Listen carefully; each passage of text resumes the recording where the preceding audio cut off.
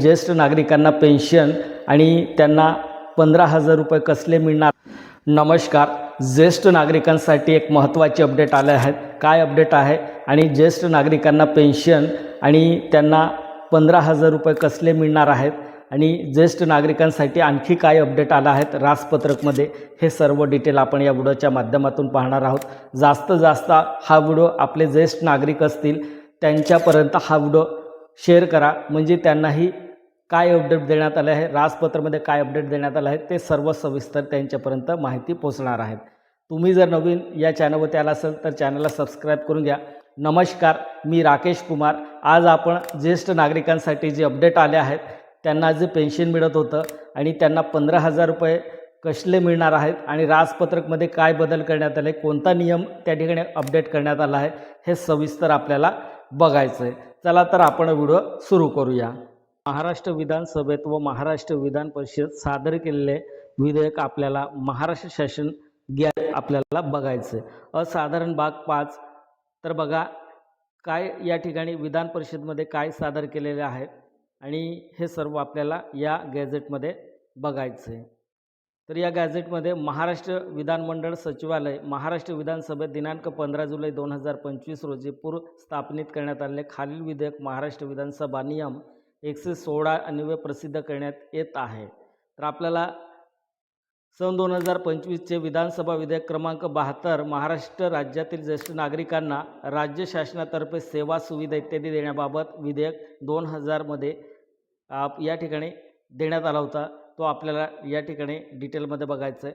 या विधेयकास महाराष्ट्र राज्यातील ज्येष्ठ नागरिक सेवा सुविधा इत्यादी देण्याबाबत अधिनियम 2025 असे म्हणावे, तो तात्काळ अंमलात येईल।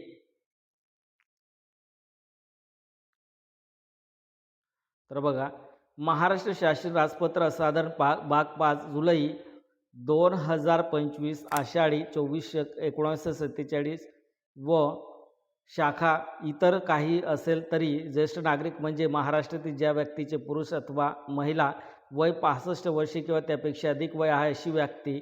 3 राज्यातील ज्येष्ठ नागरिकांसाठी राज्य शासन खालील सोयी सुविधा त्वरित उपलब्ध करून देईल।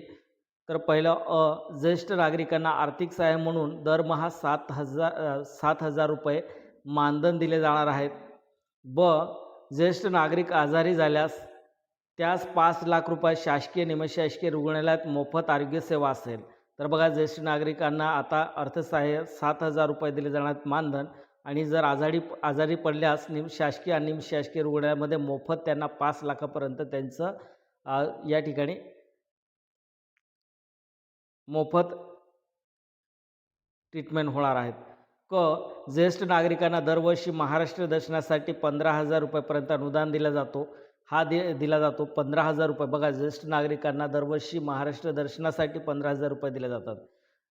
ज्येष्ठ नागरिकांना वारस नसल्यास किंवा वारस त्यांच्या सांभाळ करीत नसल्यास शासनामार्फत ज्येष्ठ नागरिकांची राहण्याची व जेवणाची इत्यादी सर्व व्यवस्था केली जाते। ज्येष्ठ नागरिकांना विविध समस्या व तक्रारीचे निवारण करण्यासाठी टोल फ्री हेल्पलाईन नंबर सुद्धा देण्यात आले आहे। तर बघा ज्यांचं मुलं नसेल किंवा मुलं बाळं नसतील किंवा त्यांचं मुलं सांभाळत नसेल त्यांनाही या ठिकाणी राहण्याची आणि जेवणाची इत्यादी व्यवस्था केली जाते।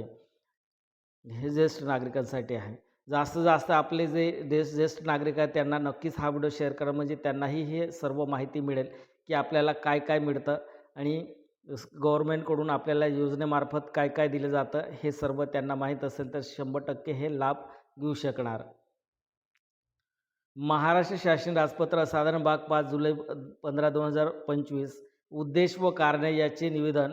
महाराष्ट्र राज्यात दिवसेंदिवस ज्येष्ठ नागरिक संख्या वाढत आहे। अनेक ज्येष्ठ नागरिकांची आर्थिक परिस्थिती अत्यंत हलकीची आहे। काही ज्येष्ठ नागरिक निराधार अवस्थेत जीवन जगत आहे। वृद्धापकाळात त्यांना विविध शारीरिक व्याधी झालेल्या असतात, औषधोपचार घेण्यासाठी यांच्याकडे पैसे नसतात आणि त्यांना कोणी आर्थिक मदतही करत नाही। हे सत्य आहे मित्रांनो। अशा परिस्थितीत 70 वर्षावर वृद्धांसाठी केंद्र शासनाने प्रधानमंत्री आयुष्यमान वय वंदना योजना, रेल्वेतर्फे 60 व त्यावरील वर्ष वय असलेल्या महिलांना रेल्वे तिकिटामध्ये 50% आणि 65 व त्यावरील वर्ष वय असलेल्या पुरुषांना प्रवाशांना 50% तिकिटामध्ये सवलत दिली आहे। राज्य परिवहन महामंडळाने ज्येष्ठ महिला व पुरुषांना तिकिटामध्ये 50% सवलत दिली आहे। ज्येष्ठ नागरिकांच्या वयाची अट वेगवेगळ्या योजनेसाठी वेगळी आहे. प्रस्तावित योजनेसाठी कमीत कमी 65 वर्ष पूर्ण व त्यावरील वर्ष वयाची अट ठेवणे आवश्यकता आहे.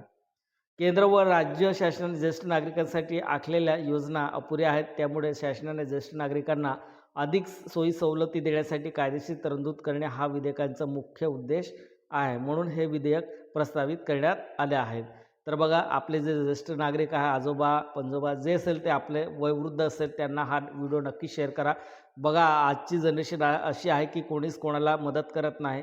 जर ज्येष्ठ नागरिकापर्यंत हा व्हिडिओ गेला तर 100% जी सुविधा देण्यात आली केंद्र आणि राज्य शासनाकडून त्या सुविधेचा नक्कीच ते 100% लाभ घेऊ शकणार.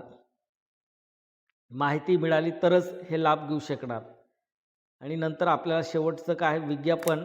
वित्त विभागाकडे काय आहे ज्ञापन. विधेयकाचा खंड 3 अन्वये वयाचे 65 वर्ष पूर्ण करणाऱ्या राज्यातील ज्येष्ठ नागरिकांना मानधनपोटी दरमहा 7,000 रुपये आर्थिक सहाय्य, 5 लाख रुपयात शासकीय निमशासकीय रुग्णालयात मोफत आरोग्यसेवा, दरवर्षी महाराष्ट्र दर्शनासाठी 15,000 रुपयेपर्यंत अनुदान. तसेच ज्या ज्येष्ठ नागरिकांना वारस नसेल किंवा वारस त्यांना सांभाळ करत नसल्यास शासनामार्फत ज्येष्ठ नागरिकांची राहण्याची व जेवणाची तरतूद करण्यात आली असून त्यानुसार पात्र ज्येष्ठ नागरिकांना उपलब्ध करून द्यायच्या सोयीसुविधासाठी राज्याच्या एकत्रित निधीतून आर्थिक खर्च होण्याची शक्यता आहे. सद्यस्थिती या अधिनियमाचा अधिनियमावर खर्च नमूद करण्यास शक्य नाही.